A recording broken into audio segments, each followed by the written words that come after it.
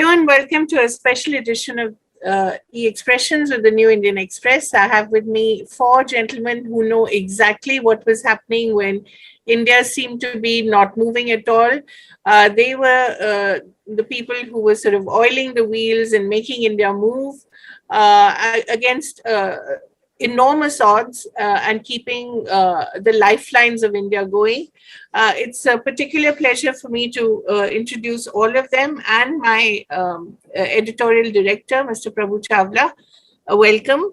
There's Mr. Vineet Agarwal. He's the ASSOCHAM president as well as the MD, the Transport Corporation of India. Mr. Kalsi, executive board member, Maruti. Mr. Sukanta Das, chief logistics officer, Hindalco Industries. And Mr. Srihari Echarapu, he's the CEO of Cargo Exchange. And Mr. Chawla, as I said. Thank you, gentlemen, for joining us.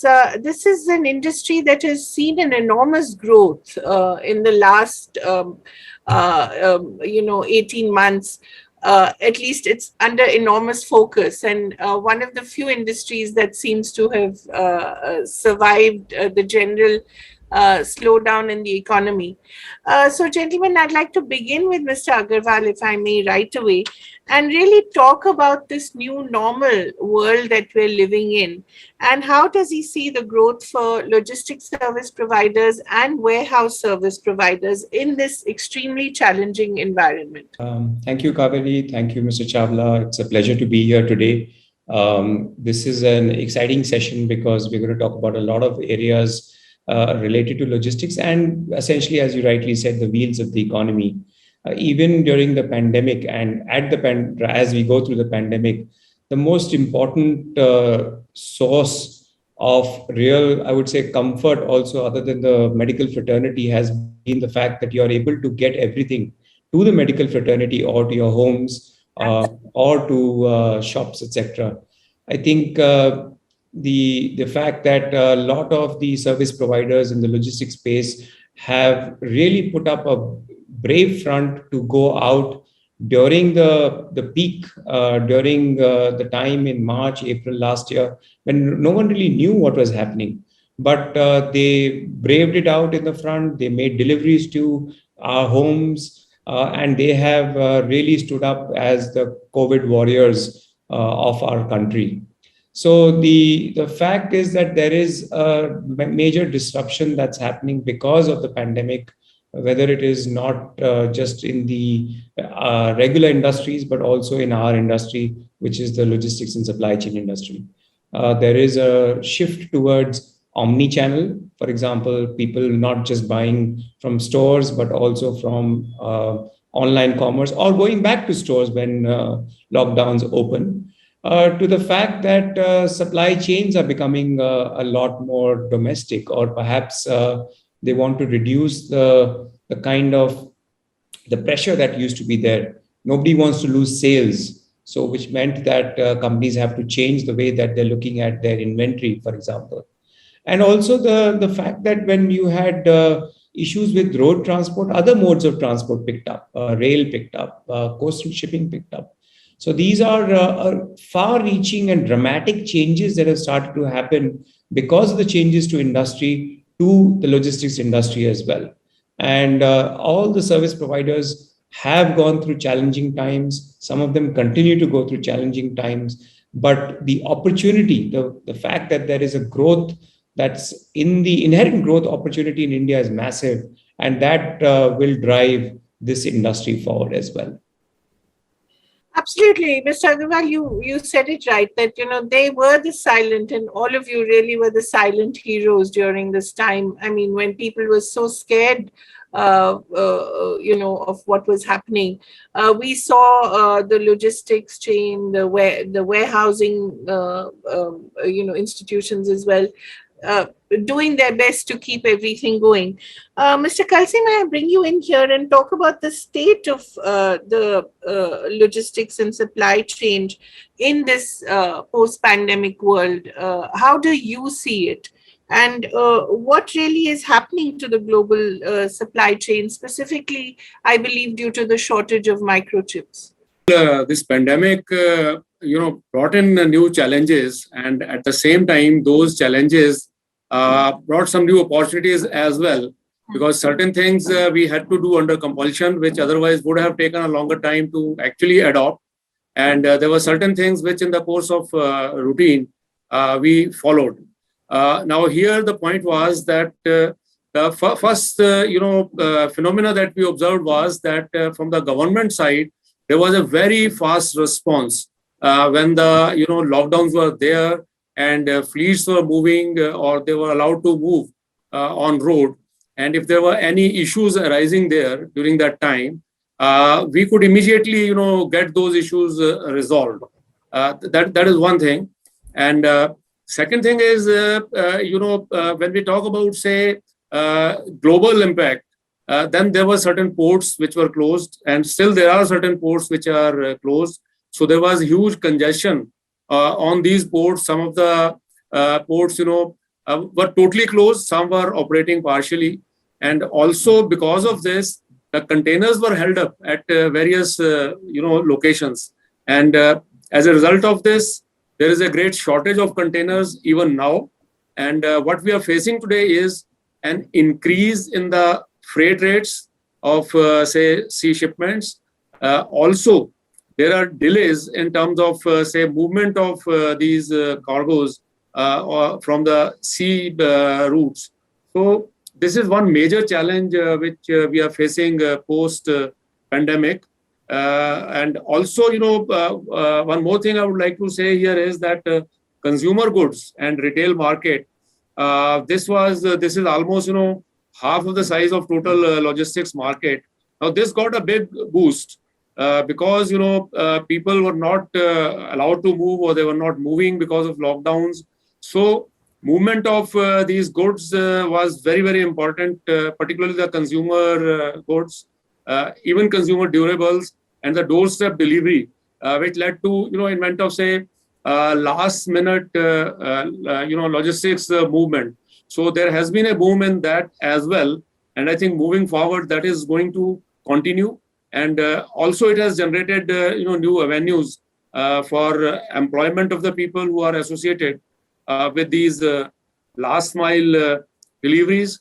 And also there has been a huge emphasis on the, say, omni-channel logistics, as Mr. Vineet also mentioned. There has been a focus on cold chains as the medical, equipments, medical medicines, injections, etc. had to be moved at a certain temperature only. Similarly, fruits, vegetables. So even for the cold chains, it has been a big opportunity to fructify. And moving forward, I think cold chains, which was a weak area for us, that will also get a good momentum. So these are some of the areas which immediately on the top of mind, I can say that post-pandemic, there would be these changes in the logistics environment.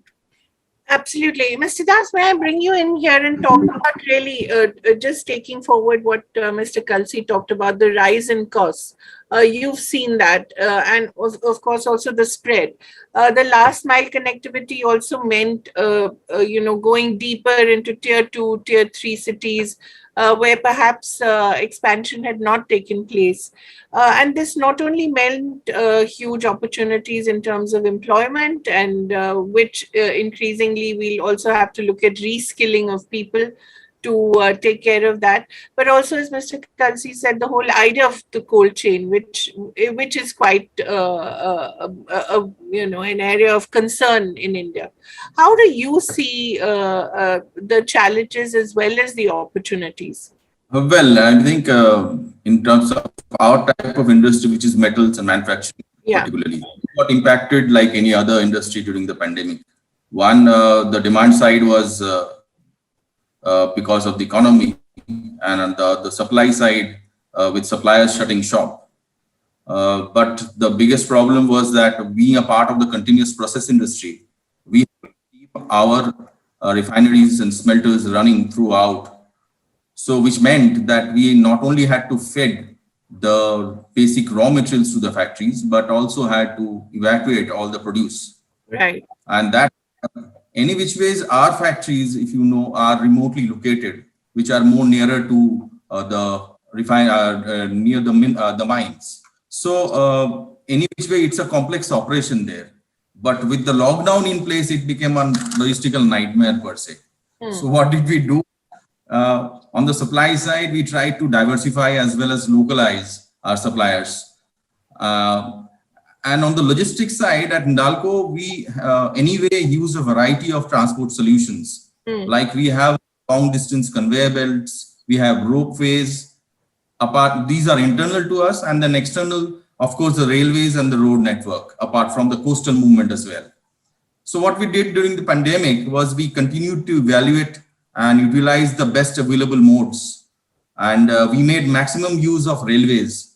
In fact, during the peak lockdown, we kind of used 100% of railways to evacuate our stuff. And post the initial phase of lockdown, we slowly went back to road movements for the shorter hauls and the last mile, which you mentioned. Our warehouses also were able to come back to full-scale capacity and operations after a brief period of stoppage.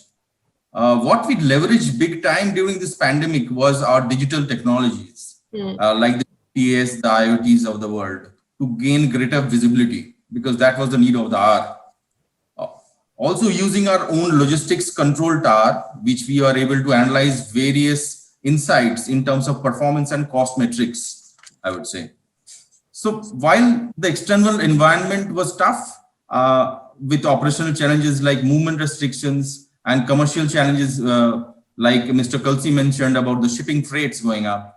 So what we did was we kept looking inside, and we also tried to redesign and kind of our processes and tweak our processes in order to bring the operational efficiency.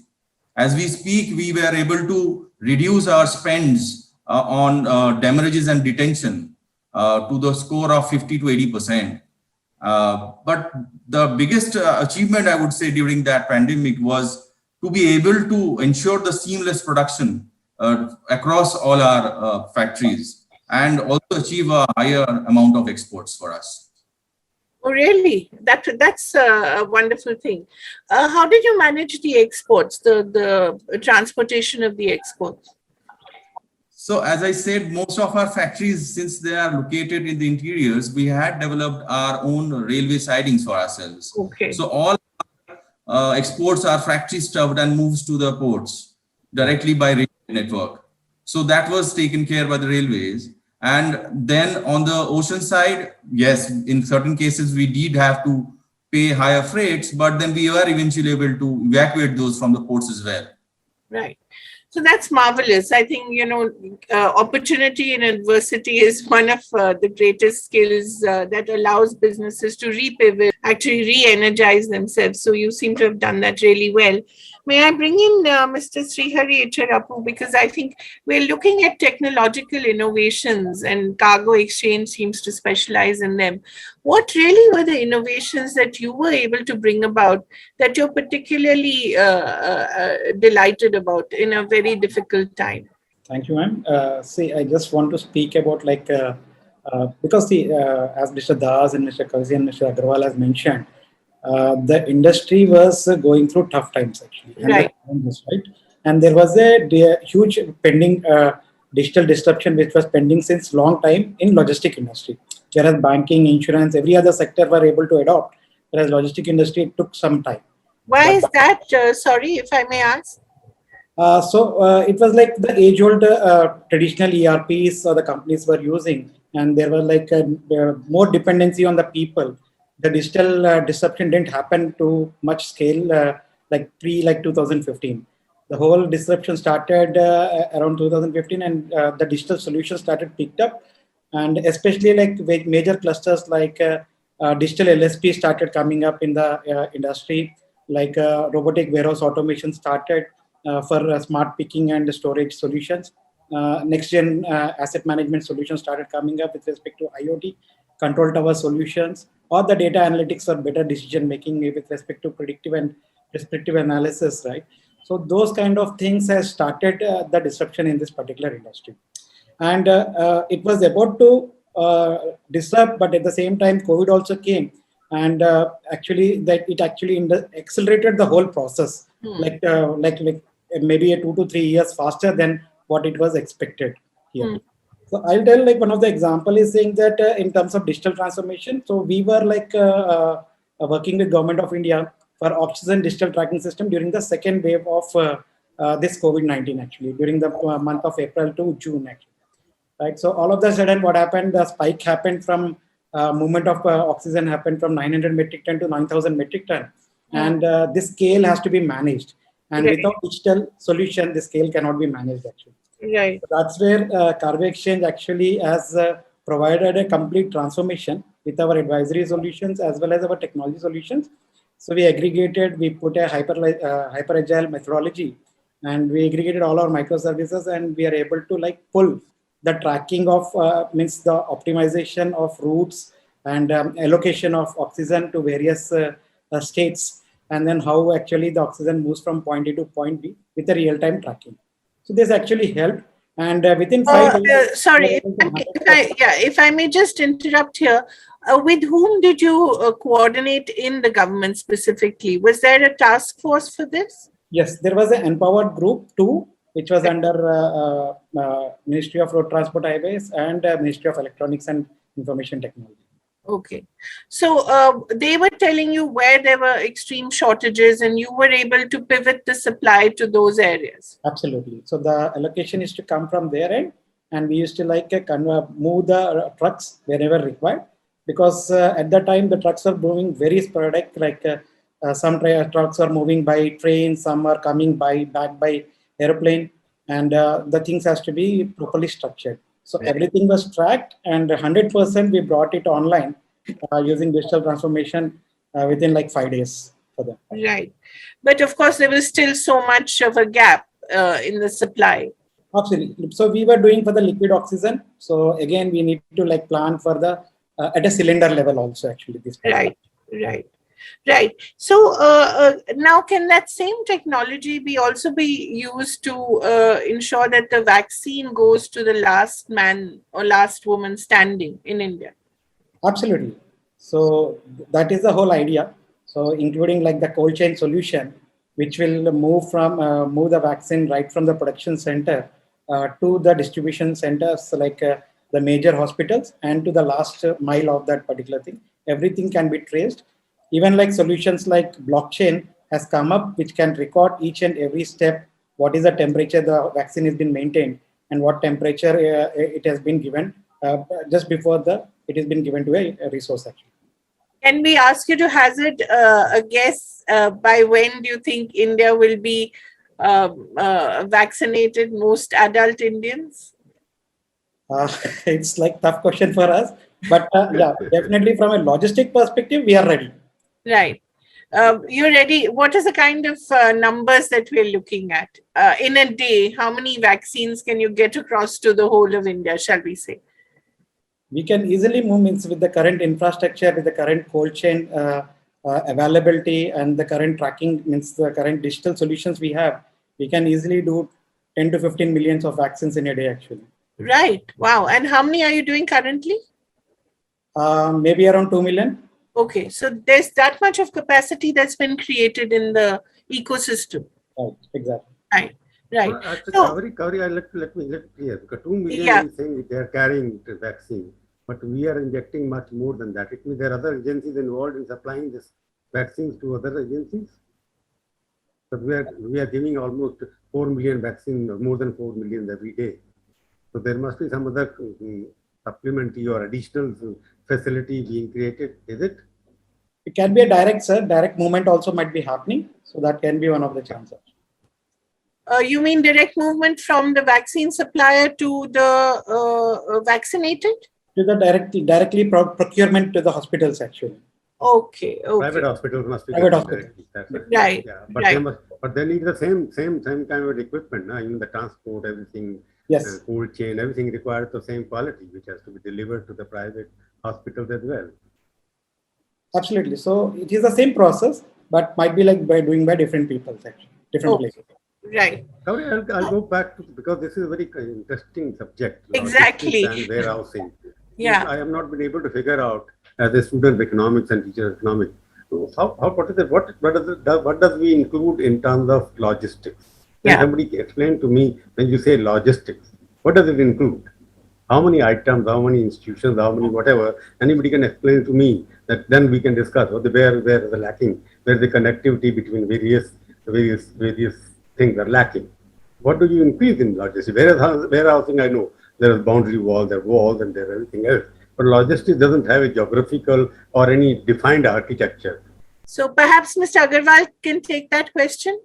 Yeah, sure.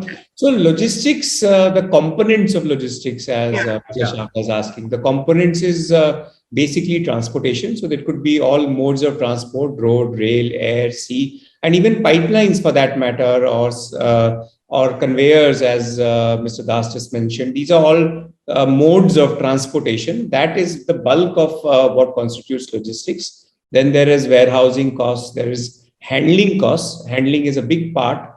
Packaging costs, that's also a big cost. Then there is inventory carrying cost, which is the cost of that inventory that's on the road or on the sea or whatever.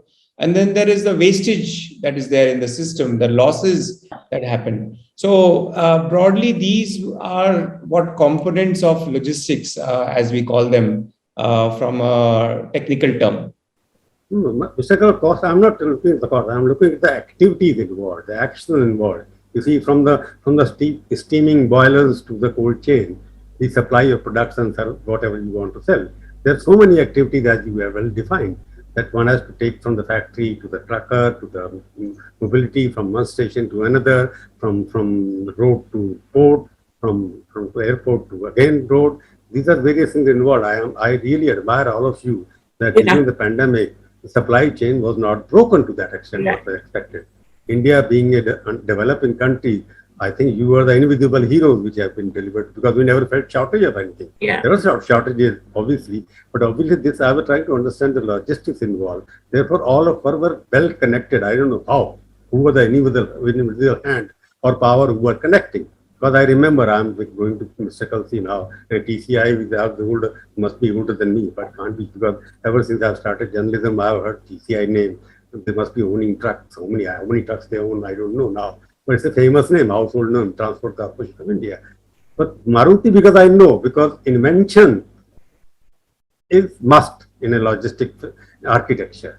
Because I remember Mr. Bacher, I don't know Mr. Kalsi remembers him or not, he was general manager in Maruti in early 80s when it started, and Mr. Bhargav.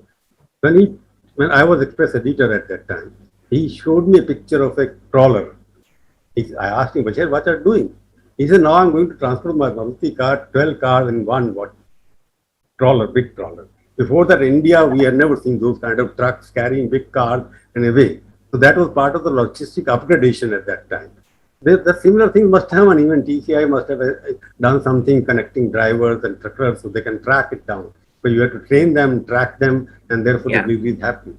What kind of problems you faced as logistic person in delivering your final product? I'll ask Mr. Agarwal, because he is the most difficult, because he is having so many drivers who are not trained, who are not technically savvy, but they have to be connected, because tracking of a product is very important now.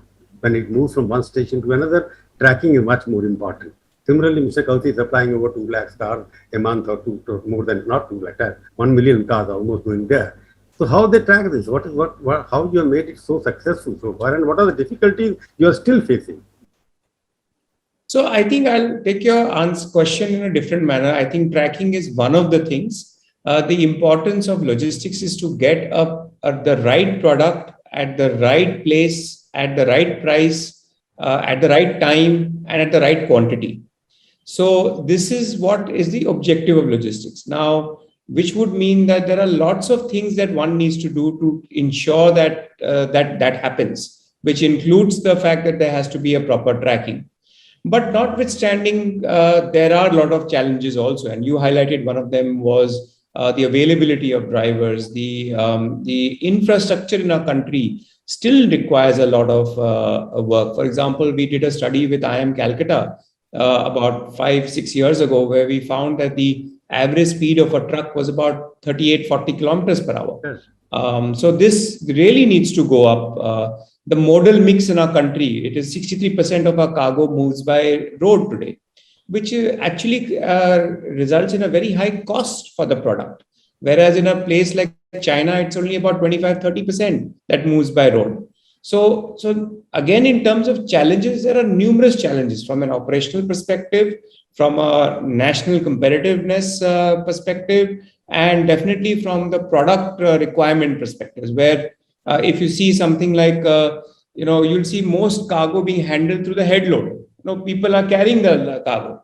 Palletization in our country is very low.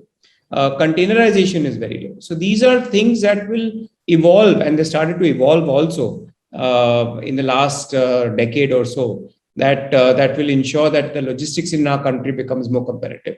There's a number that the World Bank talks about called the LPI, the Logistics Performance Index. And India is, I think, in 2018, we were at 39, if I'm not mistaken, in the global rankings. We have certainly moved up, but we still have a long way to go.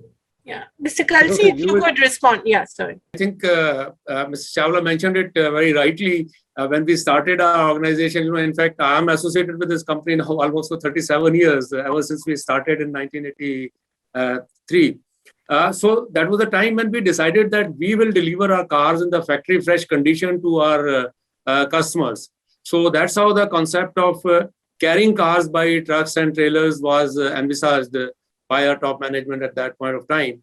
And since then, we have been following it. Till then, the cars would be produced, say, somewhere in the western part of the country or eastern part of the country, and they'll be driven 1,000 kilometers to reach their destination. So that is where we started from. But having said that, we have come a long way since then, and technology has played its own role in that entire process. Today, we are having a fleet of more than, say, 12,000 trucks and trailers. And all these trucks and trailers, they are equipped with global positioning systems. And there is a central server on which the movement of these vehicles is monitored. And at any point of time, we can find out how many inbound vehicles are coming towards the plant and how many outbound vehicles are there and at what location they are. So this, gives us an assurance about the timely delivery and also about the well-being of the vehicle as well as the drivers. Any en route mishap happening, immediately we get to know through our control room. That is where the technology is playing a role. Now, second thing, during the pandemic, we were able to track each and every vehicle, and in case they needed help, we could immediately get in touch with the driver or the supervisor there, and we could provide that help and mobilize that help. Similarly, if the trucks, trailers, they were stuck up somewhere, we could help them which is the nearest parking spot where they can go. And also, in case they were stuck up for want of finance, technology played a role again.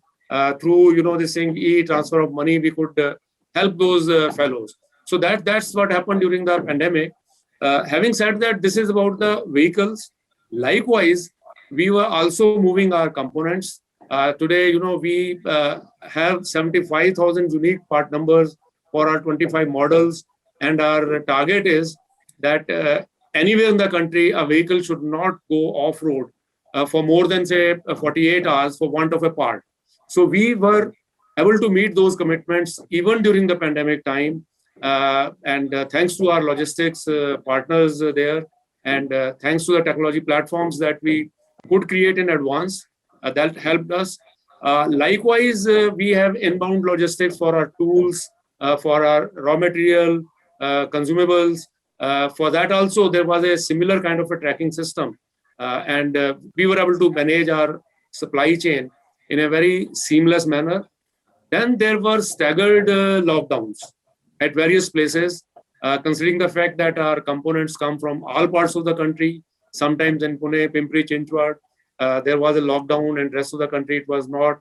Sometimes at some other location there was a lockdown. So we had to manage through our proper efficient warehousing activities using, say, artificial intelligence, that we manage the inventories at the right place, at the right levels.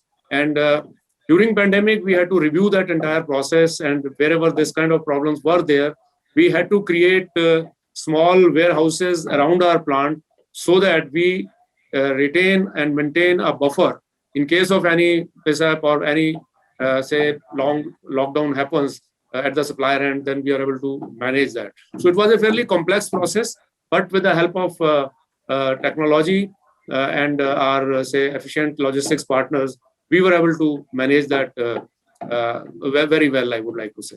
So, Mr. Kalsi, if I could just take forward that idea. So now all these, you were talking about these warehouses that you created, the smaller warehouses. Now, in a post-pandemic world, in the new normal, as we are discussing, how will you be able to utilize or leverage this extra capacity that you've created? How will you be able to utilize that going forward? Well, this was on a lease basis, so we did not buy real estate at that time or created a permanent, storage place. So it was on a very temporary basis with, say, wafer thin expenditures on that. And now, in case we don't need them, we will be able to exit that. So that was our understanding. Right. Mr. Das mentioned the idea of containers, and he was saying that there's a global shortage of containers as well. Why do we, is that not something that manufacturing in India can look at as an opportunity? Yeah, definitely. That's an opportunity, but then it has its own lead time. And lead time is quite long. And the current global manufacturers are overburdened at this point. And hence it is in short supply. Basically what has happened is, first it started with the economic boom, and then all of a sudden this pandemic happened. What happened was the entire containers got concentrated in one region, and that was mostly towards China. And what happened was, post this revival, though China came back, but the other parts of the world didn't. Hence that movement of those containers were still constrained in one zone. Right. So that created this supply and demand imbalance, which is happening and resulting into, one, started with container issues. It's resulted into vessels skipping their port calls because they didn't have business. And third, of course, these both resulted into skyrocketing of these freights. So that's the situation we are in currently. And I think what is going to happen now in the near future is both. One, but it has to be very slow, because it can't be happening overnight. And one, vessels will get increased. Second, the containers will come back in the system. So we expect that to now taper it in at least 1 or 2 quarters more. Is that not something? May I add, Kavli, that actually container manufacturing has started now again in India. In fact, the government, ASSOCHAM had recommended this to the government, and they took it up. And in fact, the first order was placed on a company called Braithwaite and BHEL as well. And a few other companies have now started to explore this opportunity, because 95% of our containers are coming from China. Right. So I think it's a big opportunity, as you rightly mentioned. But yes, there is a lead time, surely. Right. And we were also talking about vessels. Mr. Das talked about vessels. Is that an opportunity that India can look at, or again, there's a lead time there? So, yeah, well, vessels is very difficult to build. It requires a lot of capabilities. The shipyards in India have started doing some of that. It's a very capex intensive industry, and it also goes through a lot of cycles. So one has to be really have to think very, very long term. I know companies like L&T, etc., do that. So there is a definite potential, but at this point in time, I do not see that really realizing that in India to that extent, as much as we can see the industry established in places like Korea or Japan or China, or even in the European countries. Ms. Agarwal, may I just stay with you for a moment longer?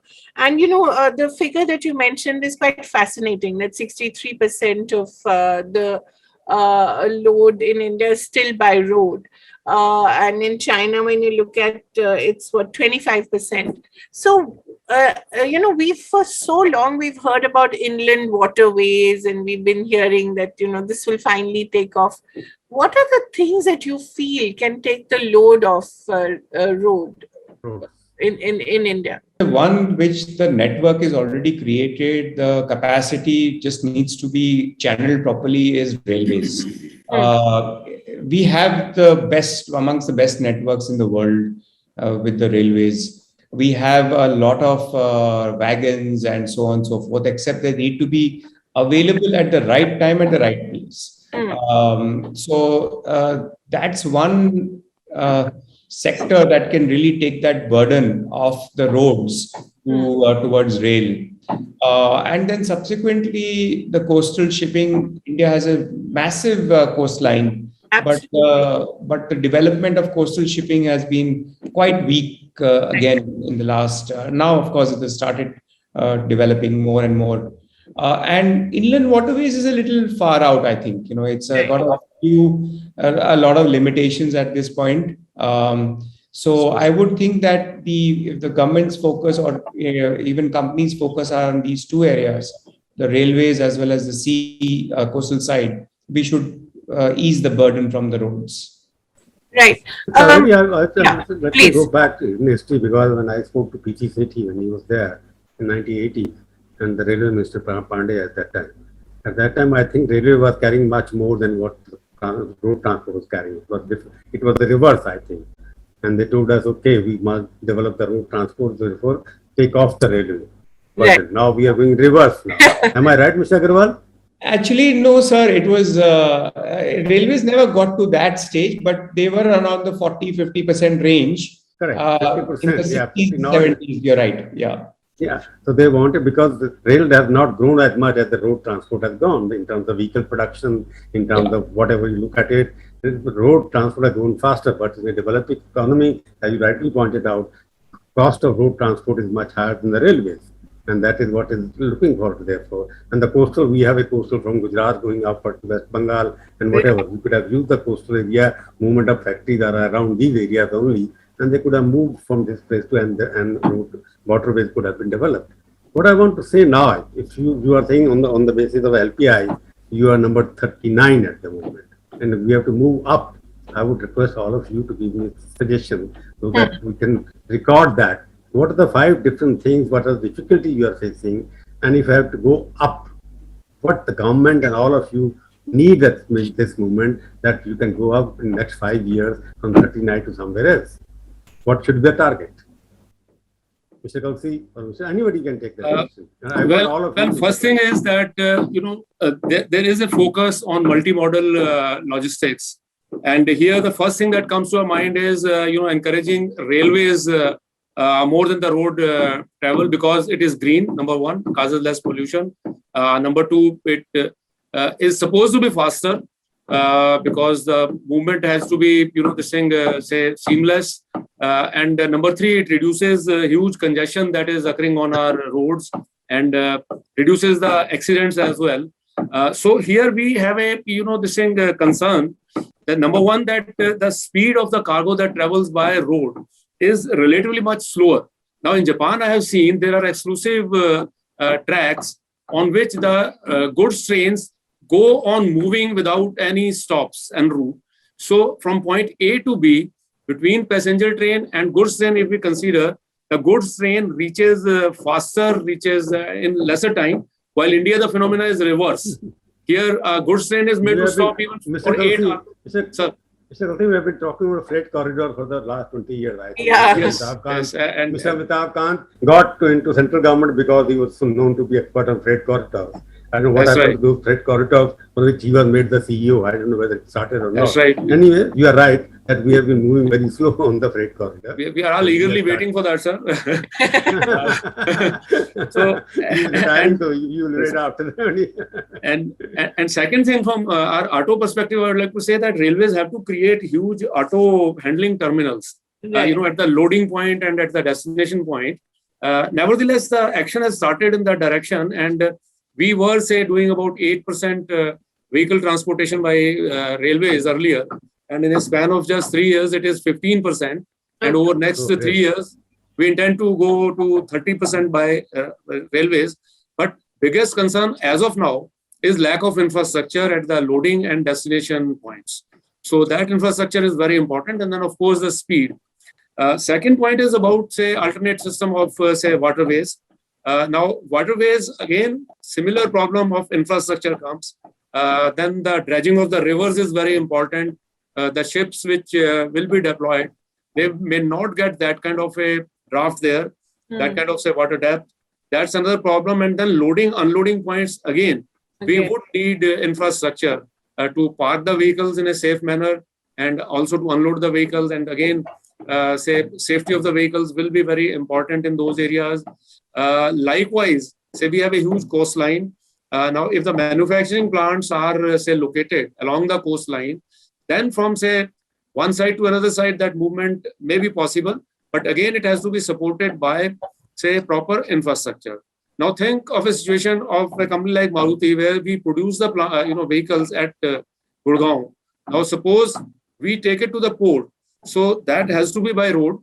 And then again, we have to do unloading, again loading, then at the destination point, loading, unloading, then last mile again by road.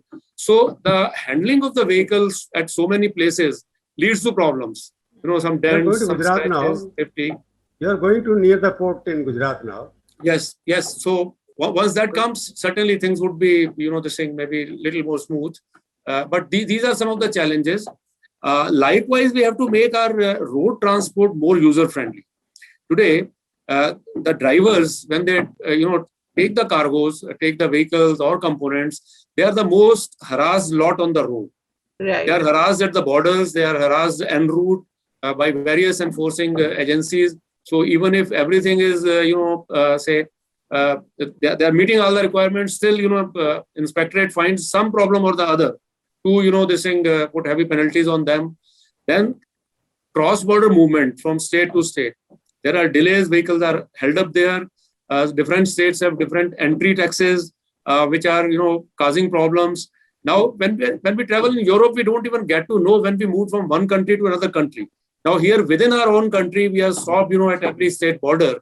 And there are problems, more such, borders or barriers are created, more would be the, scope for corruption, more will be the scope for, harassment of the, users of the road. So we have to look into all those things. Government of India is certainly taking initiatives. FASTag, I would like to say, has definitely helped. It has enhanced the, capacity or the efficiency of the fleet. Earlier, our trucks were moving, around 300 kilometers a day. Today, they can move 450 kilometers a day. So technology solutions certainly are helping. But we have a long way to go to have that seamless movement that a truck starts from Kashmir, right up to Kanyakumari, it goes undisturbed up to its destination. So we are waiting for that day. So these are some of the areas where we need to improve a lot, and we have a long way to go. That's my viewpoint on this. We have not spoken to cargo exchange because they're the Yes. best people to tell us. Mr. Icharatu, What to be done? Yeah. So basically, sir, we from the technology perspective, right? So we always talk saying that let's say container shortage is there. So one way is to building the capacity of the container. So that is like done by the heavy lifters. But from a technology perspective, if we can have a visibility solution, something like which Carvection runs as a empty container visibility marketplace, where people can even understand where the containers are lying today. And they can actually, if required, the repositioning can also be done with their containers, right? Same way, like it's all about the visibility, where the trucks are, where the supply is, and where the demand is. How do we match the demand and supply so that we get a better solution, better output of that, right? At the same time, so certain recommendations for the optimal model mix. Let's say when a cargo moves by road, and the same cargo can also be moved by coastal shipping. Right, and maybe it may be 30% more cheaper than by moving by coastal shipping, but a lot of people doesn't know. Means the comparison factor, the fleet benchmarking has to be done with respect to coastal shipping versus by road versus by rail, so that people can even understand saying that what is the time taken and what is the cost, and then they can decide saying that maybe I am moving tires today, so that is my coastal shipping might be much appropriate for me because they are not going to. Nothing is going to happen to my tires after, even if it reaches after 1 month actually. But at the same time, if mine is an FMCG products and I need to move it, so there may be by road may be the better solution for that particular thing. So the kind of solutions, analytical tools, performance monitoring tools has to come up, and we are sitting on a huge set of data. So that is very important, right? A lot of data is there across India with different players, and it is being worked out in silos actually. If we can integrate this data, bring it together, and showcase to the entire industry, we can definitely move our LPI index into a single digit as soon as fast action. So that's our idea from that. Mr. Das, what are your technology will play a solutions? What very are your important expectations? How to go up in the LPI? So I think, sir, both the things Mr. Kalsi actually explained it very nicely. So yes, multimodal, I will touch upon that. And then what additional I feel is, I will say that, is in multimodal, we have been talking about multimodal has to be there, and there are some infrastructure being created. All that is fine. What we should also enable is multimodal for various different types of categories of commodities, and for irrespective of whether it is moving domestic or international. So there are different benchmarks which are available across the world, how it is done. Like when Vineet mentioned, it is 63% as of now is in road. Ideally, if you ask me, the needle should be on the other side. For India, it should be 63% on the railway side. That's the ideal. For us, our kind of a industry where we are heavily dependent on railways, we look at that as a goal to move towards that as an index. Currently, as we speak, we are around 50%, which is not bad per se. But that has happened over 2-3 years of last pandemic, where we didn't have a choice and we were forced to think it that way. And we pushed railways as well to give us those incentives and benefits to move around those places.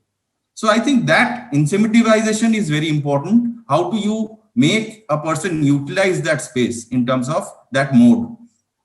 Second was on digitization. Mr. Kalsi mentioned about the road part on the FASTag. Yes, the FASTag was a fabulous, I would say, engagement. But now it has to be taken ahead, I feel. We should try and utilize this, how we can imbibe all the documents into a FASTag. Today, we are only utilizing for the tolls. How you can add on documents to it? How can that one single solution be a part of the entire journey for the truck driver? Is that possible? I think that's possible. The last point is on the shipping side. Like Srihari mentioned about the containerization and the digitization which is available there. I feel the documentation is huge on the shipping side, on the EXIM side of our logistics. That needs to be brought under blockchain. Something has to be thought about it. We have to cursively do something about it, because during the pandemic, it was huge problem to ensure documents move. Forget products, the documents which had to move through banks or somewhere, it was really problematic. So it's high time that we think and enable those technologies for users to utilize those. Right, sir. I have a answer. Sorry, go ahead, please. So I just wanted to tell Mr. Das Singh that we have recently launched the Secure Logistic Document Exchange platform along with Ministry of Commerce Logistic Division. This is about, it's a blockchain-enabled platform where all logistic-related documents can be exchanged on it. It includes banks, it will include logistic service users, providers. We also have like a integration with customs, IPA, so that all stakeholders can get all the documents at one place. It will manage the title of ownership, and also it will manage the authenticity of the documents also. So that's what I want to do. Excellent. Is it in operation, or does it is it yet to be? Last Friday, it was launched as a beta version for testing to all the stakeholders. So POCs was done with all the national and international banks actually, and also with few of the logistic service users and also providers. When can we see this fully operational? Agarwal should be able to cover, should be able to answer. That POC has to be, means once the beta testing and the feedback comes from the industry, it depends upon how do we actually launch it. Right, right. Mr. Agarwal will be able to tell us whether it is coming up, and he must have tried it, whether it is working or not. Documentation is a big thing, because Mr. Kalsi was mentioning that we move from one state to another. Yeah, so many that's documents. Right. I don't know how GST helped or not in this, reducing this kind of harassment. Earlier it was too many chungis or too many things are happening. Mr. Agarwal, tell us whether this, what he's talking about, irrigation, but it will help documentation. One is the privacy of the data, of course, competitive word, it is not stolen or whatever, what has happened. But is it happening? Have you tested it? Yes, absolutely. And I think what Srihari mentioned over here is that It's a lot of work has already happened on that. Let's see, as you rightly mentioned about GST, I think that was one of the ways that things started formalizing in our economy more forcefully. And that's where the digitization of documentation also started. The journey with e-way bills and now e-invoicing, and now the requirement that all documentation has to be electronic will mean that ultimately it should not be on anyone's discretion to stop the truck. There has to be a reason. And if you have to stop the truck, nowadays we are seeing they're actually scanning the truck number and checking, acha, what are you carrying? We know what you're carrying now. So it's becoming quite formal, but it has to be adapted and adopted nationally. And that's a process that's obviously with something like this takes a little longer time. GST itself, as you know, is a very, very complex subject. And there are people who are trying to either one side claim too much GST and one side not pay any GST. So you have to, there are all kinds of players in our country. So we have to keep that balancing act and get this activated as soon as possible for the formalization of the economy. There's a comment from Vikas Apte to everyone. I'd just like to read that out. EDFC and WDFC are progressing, improving, and have contributed greatly to major increase in freight movement during the pandemic. Once completed in totality, this will surely change the way the logistics business will be done in the future, and the horizon is near by 2023. His other comment is that blockchain technology for document management and control is amazing to hear. This will surely improve things.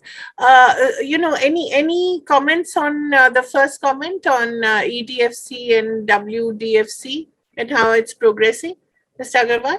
I think Mr. Kalsi also mentioned that the DFC, the Dedicated Freight Corridor, on the eastern side and the western side, it started, some operations have started already on it. So very hopeful that this will be a game-changing thing for the logistics industry. Mr. Chawla, are you happy to hear that? My experience, because they won't say, but my experience is okay, let us see. Something started, so let it start. So I won't comment anything else. But I just want to look at the various things they were talking about, railways and whatnot. Don't you think that privatization of railways, particularly for the freight part of it, will be helpful in improving your standing in the world in terms of movement of goods? To some extent, I think privatization is one of the areas, but it's also very capex heavy. So government front loads certain types of capex will help to build the infrastructure, base infrastructure, and then of course privatize. So the talks around the DFC also about certain private trains running, etc., is all going to happen. So yes, we are moving in the right direction. As you rightly said, it needs to be executed. So we know that one section from Rewari to Palanpur is already active, and the rest of the other sections are under construction. And again, I think in our country, we have to have hope, and we have to be very, very optimistic if you're looking at the challenges that we have. Right. One thing which we have not spoken much, Kaveri, we spent a couple of minutes on that. Now we don't have enough time. Warehousing, for example. Cold chains were there. Of course, cold chains is how many cold chains in terms of what we need for the country, how much is available or not, we don't know. But in terms of warehousing, also shortages are there. Because warehousing earlier was only to keep the food grains which were eaten away by the rats later on. I have done the stories on Food Corporation India warehousing. Right. So what do you suggest? Because logistics and warehousing go together. Unless you have break-in point where the break of goods and service you carry somewhere, store somewhere, then move there from there. What do you think should be done to increase the warehousing policy? Because it is state subject, central subject, Central Warehousing Corporation. You don't know what is happening to that. So you don't know what is happening to Food Corporation India warehouses, because they utilized or not. What do you think? How can we organize better warehousing throughout the country and you have seamless movement of goods? My 2 cents on this, sir, is that I think the industry is changing very rapidly, and we are seeing huge amount of development of modern warehouses, specifically because companies in the e-commerce space sector have pushed a lot of change. So I think it's a sunrise sector, and a lot of investment, global investment, is coming into this area. So it is a big change that you are seeing, and I think the FCI kind of warehouses are also evolving to silos in many places. So that and at the port level, we see a lot of storage available, both for chemical kind of logistics, chemical storage. So we have to look at warehousing not just from a godown, but from something that stores something. And that could be a chemical, that could be a food grain, that could be an e-commerce item, that could be an FMCG item. So that the whole evolution of this industry has started and is actually rapidly picking up. Echenappu, would you like to jump in on this, weigh in on this? My 2 cents here, see, again, the aggregation of data has to happen with respect to warehouses, right? A lot of warehouses are empty on one side of the country, and a lot of warehouses are available on the other side. Means the demand and supply mismatch is still there, actually. Right. And I know that because most of the warehousing which e-commerce companies are hiring, they are hiring around the metros. So the big warehouses are coming in Gurgaon and near Bombay.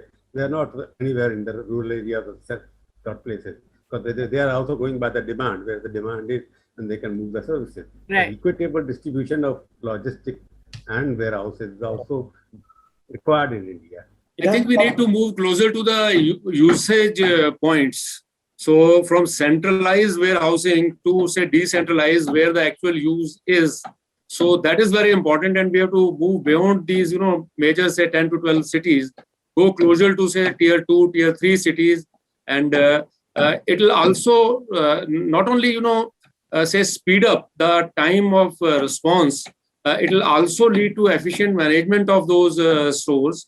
And also the land prices would be much cheaper there. While in the bigger cities, land prices are very, very high.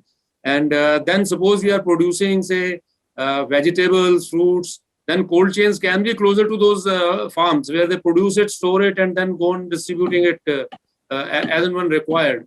So that kind of a model, I think, hub and spoke model on warehousing is very important moving forward. I think we had a most entertaining and enlightening discussion, and really it's quite remarkable how all 4 of you gave us such a wonderful perspective on how India moves in a way and how India should move forward.